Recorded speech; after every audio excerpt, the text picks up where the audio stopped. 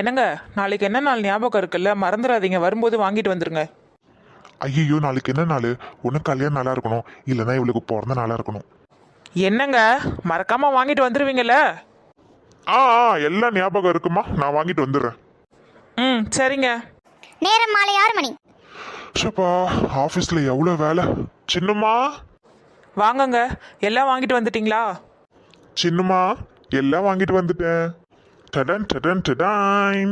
இந்தாம்மா. என்னங்க, கிஃப்டா? எனக்கா?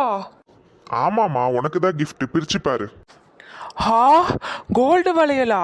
நாளைக்கு விநாயகர் சதுர்த்தியில அதான் எனக்கு வளையல் வாங்கி கொடுத்துருக்கீங்களா? விநாயக சதுர்த்தியா?